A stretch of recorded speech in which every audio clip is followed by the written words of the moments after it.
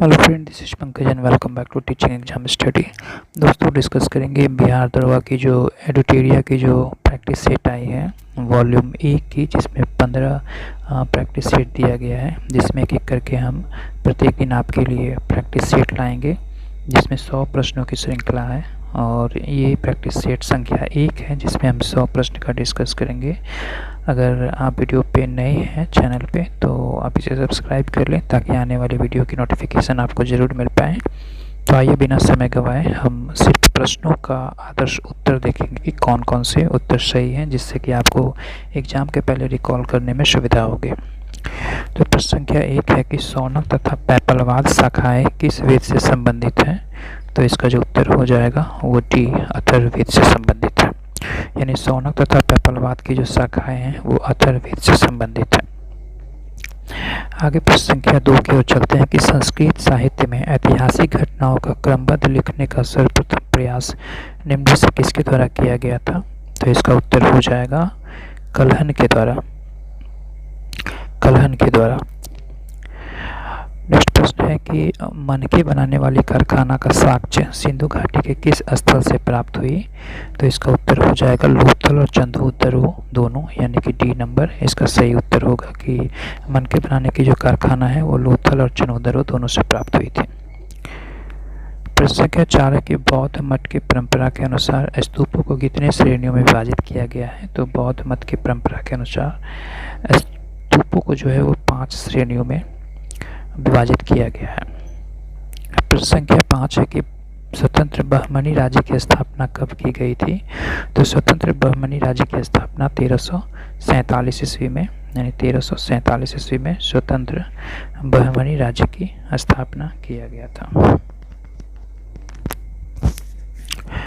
आगे नेक्स्ट प्रश्न कि महाराणा प्रताप के हाथी का नाम क्या था। तो महाराणा प्रताप के हाथी का जो नाम था वो राम प्रसाद। नेक्स्ट प्रश्न है कि भैरवाल की संधि किस वर्ष हुई थी। तो भैरवाल की जो संधि हुई थी वो 22 दिसंबर 1846 ईस्वी को किया गया था। प्रश्न संख्या 8 है कि 1911 ईस्वी में दिल्ली दरबार की घोषणा में निम्न में से क्या शामिल हुआ था। बंगाल का विभाजन रद्द, बंगाली भाषी क्षेत्रों को मिलाकर नया प्रांत बनाना, या बिहार राज्य की स्थापना जिसमें उड़ीसा भी शामिल हो, या इनमें से सभी। तो इसका उत्तर हो जाएगा डी नंबर, यानी कि इनमें से सभी। यानी 1911 के दिल्ली दरबार में इन सभी मुद्दों का विषय उठाया गया था। प्रश्न संख्या 9 है कि सेवा समिति की स्थापना निम्न से किसने किया था। तो सेवा समिति की जो स्थापना हुआ था वो हृदयनाथ कुंजरू के द्वारा किया गया था। अगला मिलान करने वाला प्रश्न है कि निम्नलिखित में कौन सी जोड़ी सही सुमेलित नहीं है। चौसा का युद्ध 1539, कोलाचेल का युद्ध 1741, खुर्दा का युद्ध 1795, या रुहेला का युद्ध 1722। तो इसका उत्तर जो हो जाएगा वो डी नंबर, यानी कि रुहेला का जो युद्ध हुआ है वो 1772 ईस्वी में नहीं हुआ था। बाकी चौसा का युद्ध 1539 ईस्वी में सही है, यहाँ पर नहीं उत्तर कह रहा है, तो रुहेला का युद्ध जो होगा वो गलत उत्तर है। वहीं कोलाचेल का युद्ध 1741 ईस्वी में हुआ था, और खुर्दा का युद्ध जो हुआ वो 1795 ईस्वी में हुआ था। आगे चलते हैं 11 नंबर प्रश्न की ओर, जो कि प्रश्न है कि ऑपरेशन जीरो आवर के तहत भारत छोड़ो आंदोलन के दौरान कस्तूरबा गांधी को कैद करके किस जेल में रखा गया था। तो इसका उत्तर हो जाएगा बी, आगा खां जेल में रखा गया था। कंध विद्रोह का संबंध भारत के किस राज्य से है। तो कंध विद्रोह का जो संबंध है भारत के उड़ीसा राज्य से है। प्रश्न संख्या 13 की शांति निकेतन को किस वर्ष यूनेस्को की विश्व धरोहर की सूची में शामिल किया गया था। तो उत्तर हो जाएगा ए, 2023 में। प्रश्न संख्या 14 कि भारतीय शिल्प परिषद का मुख्यालय कहाँ स्थित है। तो भारतीय शिल्प परिषद का मुख्यालय चेन्नई में स्थित है। प्रश्न संख्या 15 कि रिंग गार्ड एवं बैकपोर्ट नामक शब्द किस खेल से संबंधित होती है। रिंग गार्ड एवं बैकपोर्ट संबंधित जो शब्द हैं वो बास्केटबॉल से संबंधित है। प्रश्न संख्या 16 है कि समेकित निर्देशित प्रक्षेपास्त्र विकास कार्यक्रम की नींव किस प्रधानमंत्री के द्वारा रखी गई थी। तो इसका उत्तर हो जाएगा इंदिरा गांधी के द्वारा ये रखा गया था। प्रश्न संख्या 17 है कि एंड्रोक्राइनोलॉजी शाखा के जनक निम्न में से कौन थे? तो इसका उत्तर हो जाएगा सी, थॉमस एडिसन। भारतीय अर्थव्यवस्था में विद्युत, गैस तथा जलापूर्ति किस क्षेत्र के अंतर्गत आते हैं? तो इसका उत्तर हो जाएगा बी, द्वितीयक क्षेत्र के अंतर्गत। वैज्ञानिक आधार पर राष्ट्रीय आय की गणना VKR द्वारा किस वर्ष किया गया था? तो इसका उत्तर हो जाएगा सी, 1931 ईस्वी में। भारत में विदेशी प्रत्यक्ष निवेश की सीमा किन क्षेत्रों में 100% नहीं है? तो इसका उत्तर हो जाएगा डी, पेंशन में। प्रश्न संख्या 21 है कि विशेष आर्थिक क्षेत्र यानी स्पेशल इकोनॉमिक जोन के उद्देश्यों में क्या शामिल नहीं है? अतिरिक्त आर्थिक गतिविधि पैदा करना, ढांचागत सुविधा विकसित करना, विदेशी स्रोतों से निवेश को बढ़ाना या 500 करोड़ से अधिक आय वाली कंपनियों को। तो इसका उत्तर हो जाएगा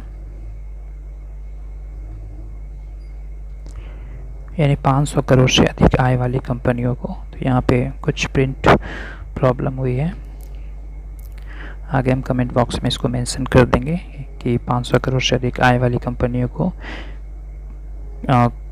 किस विषय के बारे में बताया गया है। क्वेश्चन नंबर 22 की ओर आगे चलते हैं।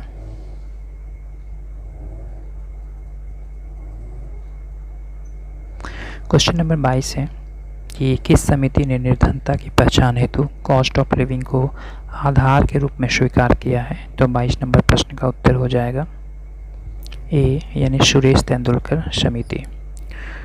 प्रश्न संख्या 23 है कि 76वें गणतंत्र दिवस 76वें गणतंत्र दिवस समारोह 2025 के मुख्य अतिथि के रूप में कौन शामिल हुए थे? Prabowo Subianto, Joko Widodo, Francois Bayrou या इमैनुअल मैक्रो। तो इसका उत्तर हो जाएगा ए, प्रबोधो सुबियांतो। 33वें ग्रीष्मकालीन ओलंपिक खेल 2024 में भारत को कुल कितने पदक प्राप्त हुए थे? तो इसका उत्तर हो जाएगा बी, यानी 6 पदक प्राप्त हुए थे। केंद्रीय बजट 2024-25 के अनुसार राजस्व घाटा कुल जीडीपी का कितना प्रतिशत है? तो इसका उत्तर हो जाएगा डी, यानी केंद्रीय बजट 2024-25 के अनुसार राजस्व घाटा कुल जीडीपी का 1.8% है। प्रश्न संख्या 26 की केंद्रीय बजट 2024-25 में मनरेगा हेतु कितना बजट आवंटित किया गया था? तो इसका उत्तर हो जाएगा 86,000 करोड़ रुपया आवंटित किया गया था। हाल ही में हुए विधानसभा चुनाव के बाद मोहन चरण मांझी किस राज्य के मुख्यमंत्री नियुक्त हुए? तो इसका उत्तर हो जाएगा उड़ीसा। 24वें SCO शिखर सम्मेलन का आयोजन कहाँ किया गया? तो इसका उत्तर हो जाएगा सी, कजाकिस्तान में। निम्न में से रुद्रम 1 क्या है? क्या यह टैंक है, पनडुब्बी है, मिसाइल है या हेलीकॉप्टर है? तो इसका उत्तर हो जाएगा सी, रुद्रम 1 एक मिसाइल है। विश्व प्रेस स्वतंत्रता सूचकांक 2024 में भारत का स्थान क्या है? विश्व प्रेस स्वतंत्रता सूचकांक 2024 में भारत का स्थान क्या है? तो इसका उत्तर हो जाएगा बी, 159वां स्थान। 2024 में कुल कितने व्यक्तियों को भारत रत्न प्राप्त हुआ?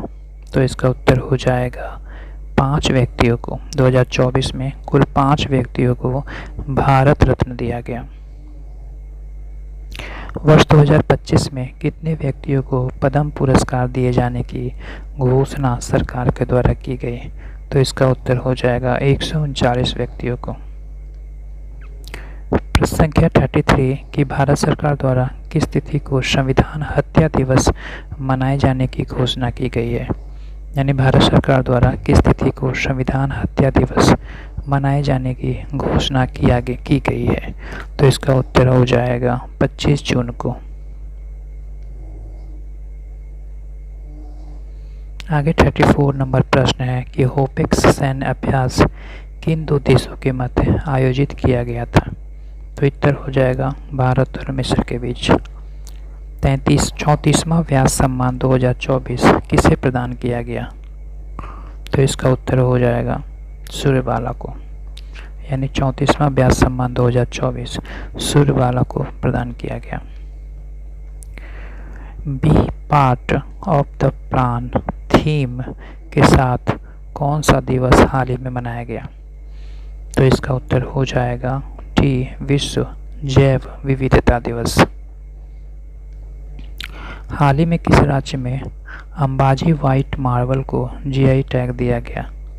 तो इसका उत्तर हो जाएगा ए गुजरात। 18वें वन स्थिति रिपोर्ट 2023 के अनुसार वन रिपोर्ट 2021 की तुलना में 2023 में वन और वृक्ष आवरण में कितने वर्ग किलोमीटर की वृद्धि दर्ज किया गया है? तो इसका उत्तर हो जाएगा ए 1445 वर्ग किलोमीटर।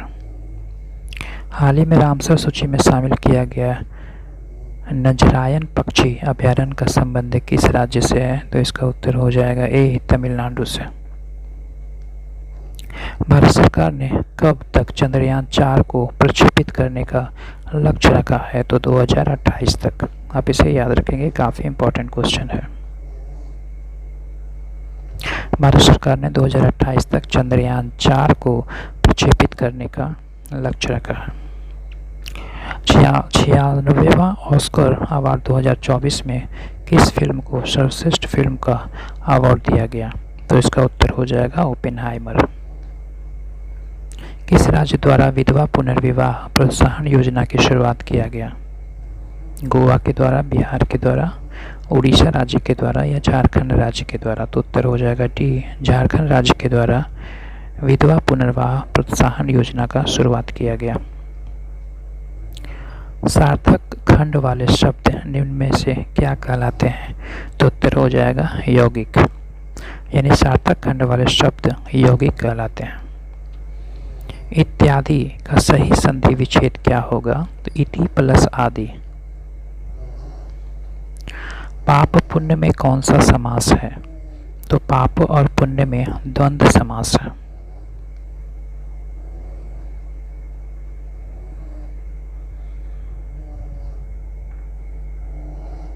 45 नंबर प्रश्न खत्म हो चुकी है। अब हम 46 नंबर प्रश्न से आगे बढ़ते हैं।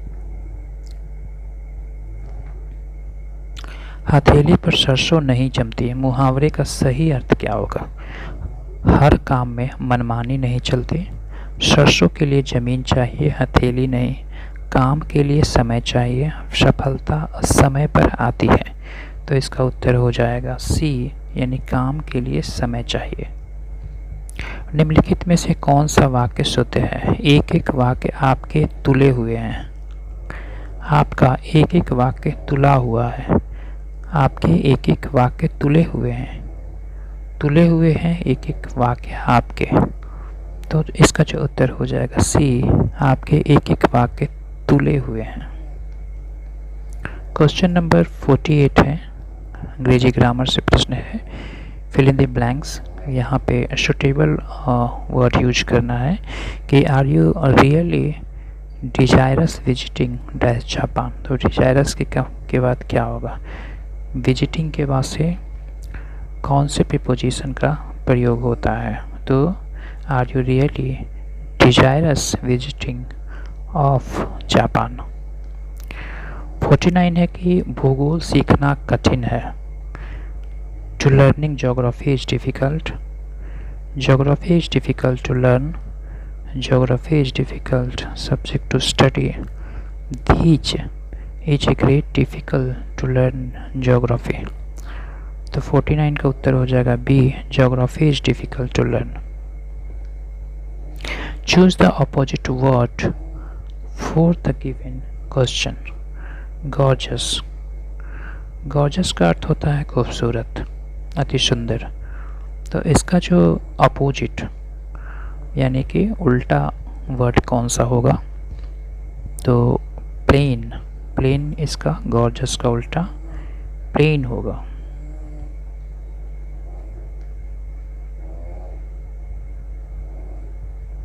निम्नलिखित में से किस अधिनियम को act of good government of India भी कहा जाता है?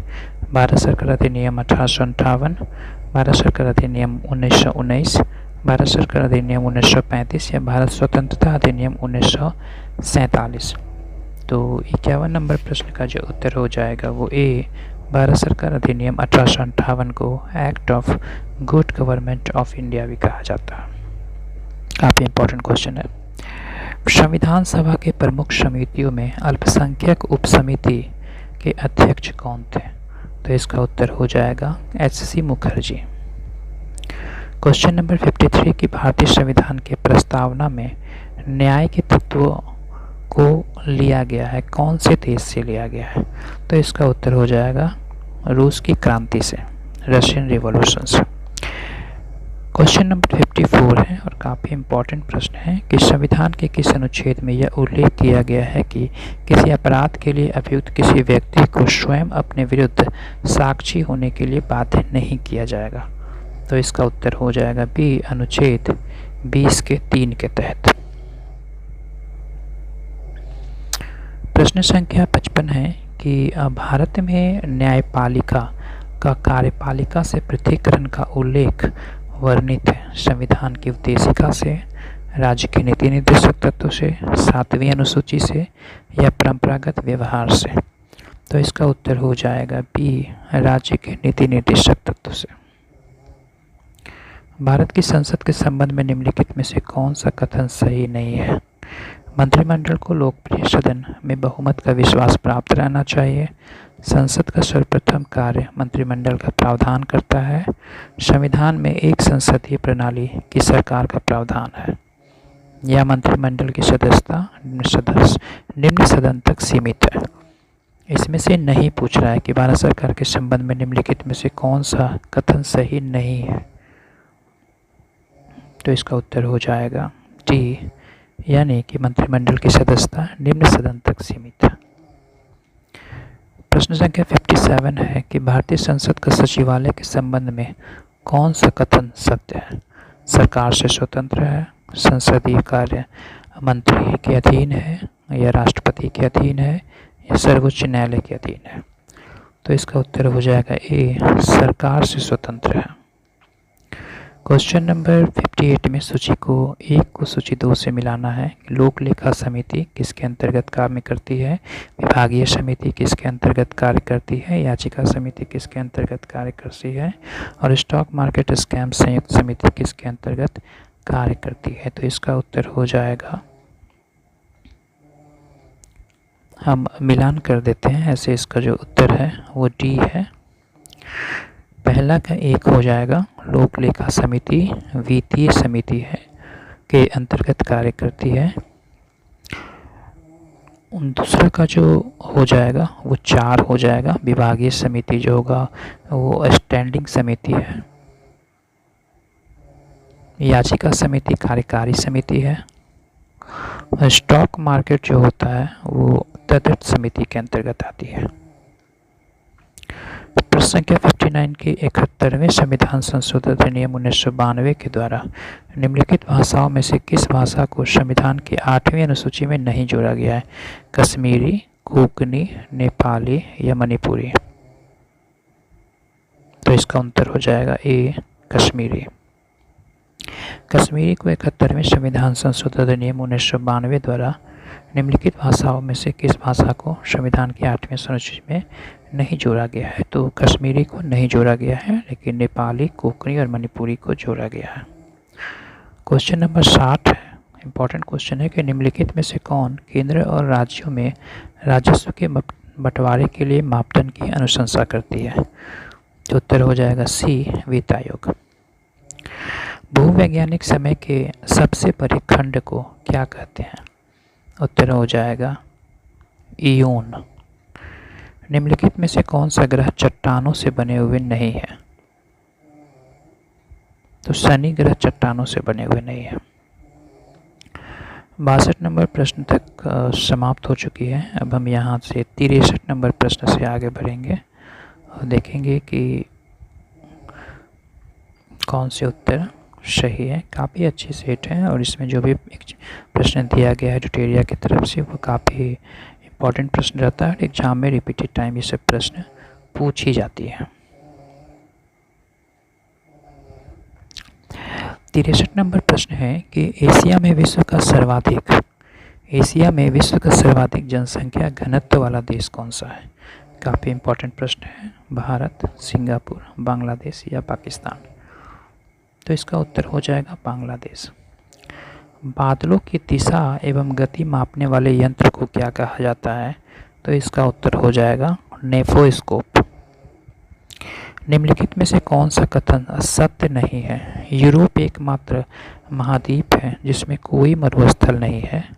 विश्व का सबसे शुष्कतम मरुस्थल अटाकामा मरुस्थल है। विश्व का सबसे बड़ा उष्ण मरुस्थल सहारा है, या इनमें से कोई नहीं? तो उत्तर हो जाएगा इनमें से कोई नहीं। इसमें सत्य नहीं है पूछ रहा था।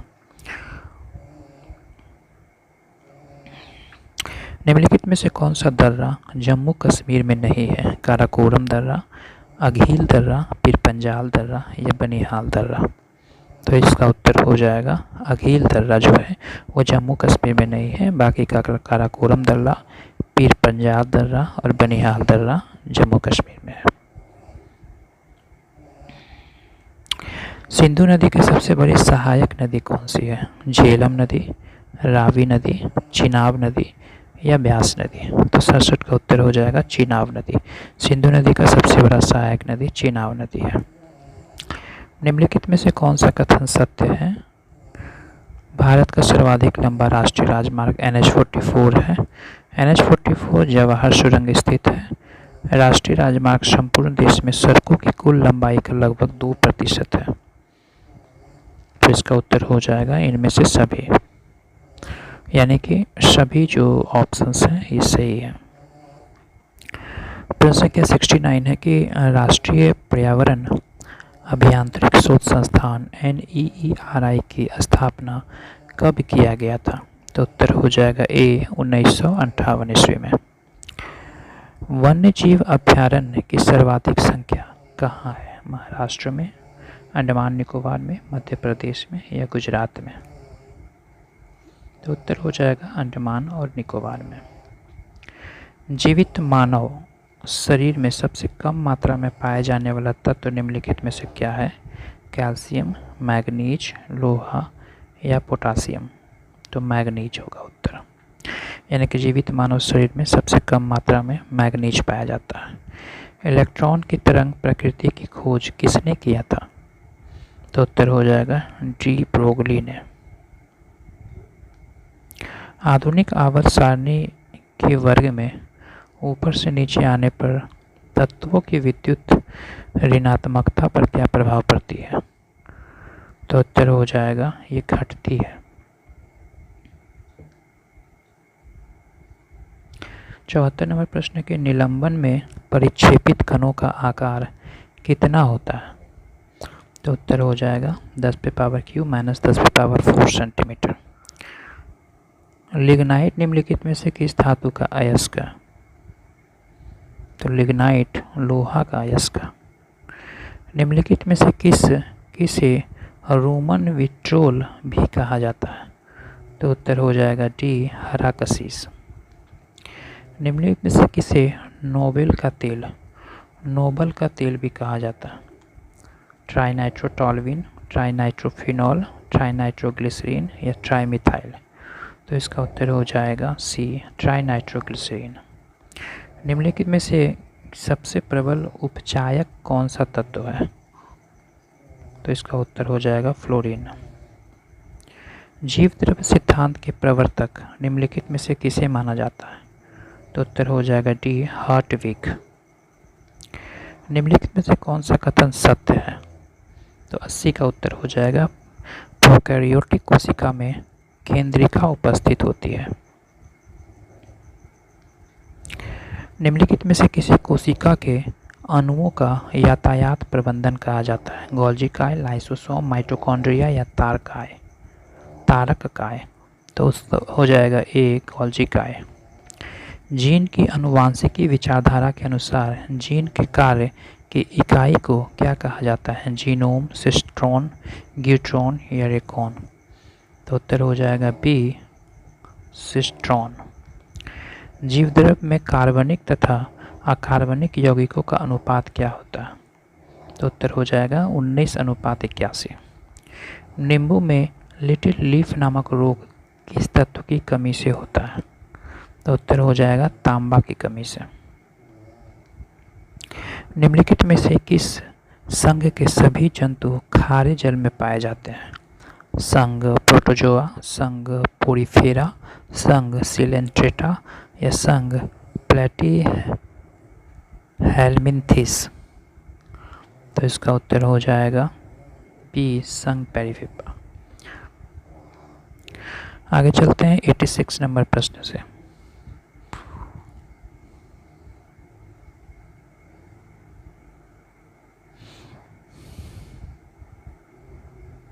हम्म 86 नंबर प्रश्न चलते हैं और कि निम्नलिखित में से मेढक निम्नलिखित में से किस वर्ग के प्राणी हैं? मत्स्य वर्ग, एम्फीबिया वर्ग, स्तनी वर्ग या सरीसृप वर्ग?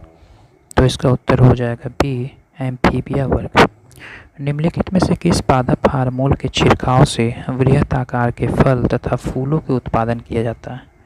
तो उत्तर हो जाएगा जिबरेलिन्स। पौधे में प्रकाश संश्लेषण के संबंध में निम्नलिखित में से कौन सा कथन सत्य है? तो पौधे में प्रकाश संश्लेषण के संबंध में जो सत्य कथन है वो हैं इनमें से सभी, यानी कि प्रकाश संश्लेषण के लिए कार्बन डाइऑक्साइड, पानी, क्लोरोफिल तथा सूर्य का प्रकाश की आवश्यकता तो है ही। वहीं प्रकाश संश्लेषण की दर लाल रंग के प्रकाश में सबसे अधिक एवं बैंगनी रंग के प्रकाश में सबसे कम होती है। प्रकाश संश्लेषण की क्रिया के दौरान जल का उपचयन ऑक्सीजन के बनने में तथा कार्बन डाइऑक्साइड का अपचयन ग्लूकोज के निर्माण में होता है। तो चारों ऑप्शन सही है। निम्नलिखित में से कौन सा कथन सत्य है? दाब अदिश राशि है। कार्य का विमीय सूत्र ml² T⁻⁻2 होता है। विस्थापन धनात्मक ऋणात्मक हो सकता है परंतु शून्य नहीं हो सकता। समतल कोण का SI मात्रक स्टेरेडियन होता है। तो 89 का उत्तर हो जाएगा डी, केवल 1 और केवल 2, यानी कि दाब एक अदिश राशि है और कार्य का विमीय सूत्र ml² T⁻⁻2 होता है। घर्षण बल के अधीन किया गया कार्य डैश होता है, यानी क्या कहलाता है? तो इसका उत्तर हो जाएगा ऋणात्मक होता है, यानी घर्षण बल के अधीन किया गया कार्य कैसा होता है? ऋणात्मक होता है। भूस्थायी उपग्रह के संबंध में कौन सा कथन सत्य नहीं है? तो सी, इसका कक्षीय वेग 8 किलोमीटर प्रति सेकंड होता है, ये गलत है। यानी यह पश्चिम से पूर्व की ओर पृथ्वी की परिक्रमा करता है। इसका परिक्रमण काल पृथ्वी के परिक्रमण काल के बराबर होता है। यह उपग्रह पृथ्वी के तल से लगभग 36,000 किलोमीटर की ऊंचाई पर रहकर पृथ्वी की परिक्रमा करता है। निम्नलिखित में से कौन सा कथन सत्य है? एक विद्युत धारा दूसरी विद्युत धारा पर बल लगाती है। इसकी खोज अलेसांद्रो वोल्टा ने की थी। जब समांतर चालकों में एक ही दिशा में विद्युत धारा प्रवाहित होती है तो दोनों के बीच आकर्षण बल होता है। जब समांतर चालकों में एक दूसरे की विपरीत दिशा में विद्युत धारा प्रवाहित होती है तो उनके बीच प्रतिकर्षण प्रभावी होता है। तो इसका उत्तर हो जाएगा 2 और 3। सरल सूक्ष्मदर्शी की आवर्धन क्षमता क्या कहलाती है? सरल सूक्ष्मदर्शी की जो आवर्धन क्षमता है वो m = 1 + T/f कहलाती है। सूची A का सूची 2 से मिलान करना है। इंटरफेरोमीटर, पोटेशियोमीटर, क्लोरोमीटर या रूलर? उधर है सूची 2 में लंबाई, विद्युत विभवांतर, विशिष्ट ऊष्मा क्षमता और समतल ध्रुवीकृत प्रकाश का घूर्णन। तो आइए हम इसका मिलान करते हैं। जो एक का उत्तर हो जाएगा वो S, यानी इंटरफेरोमीटर समतल ध्रुवीकृत प्रकाश का घूर्णन है। 2 का Q पोटेंशियोमीटर विद्युत विभवांतर है, कैलोरीमीटर विशिष्ट ऊष्मा क्षमता है और रूलर लंबाई के रूप में कार्य किया जाता है। निम्नलिखित में से वह कौन सी प्रक्रिया है जिसके द्वारा कोई वस्तु कुछ रंगों के प्रकाश को अवशोषित करती है और दूसरों को परावर्तित करती है? तो इसका उत्तर हो जाएगा बी, परावर्तन। समांतर श्रेणी 21, 18, 15 डैश का कौन सा पद 81वां होगा? तो इसका उत्तर 35वां है। आगे 97 नंबर प्रश्न है कि संख्या 17 पे पावर 1999 प्लस 11 पे पावर 1999 माइनस 7 पे पावर 1999 की इकाई के स्थान पर क्या होगा? तो इसका उत्तर 1 होगा।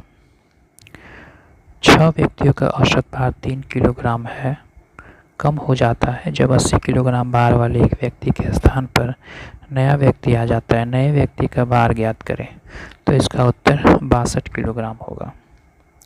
1290 रुपये के एक ऋण को 4 वर्ष में भुगतान करना है। यदि साधारण ब्याज की दर 5% हो तो प्रत्येक बराबर किस्त क्या होगी? तो इसका उत्तर हो जाएगा 300 रुपये।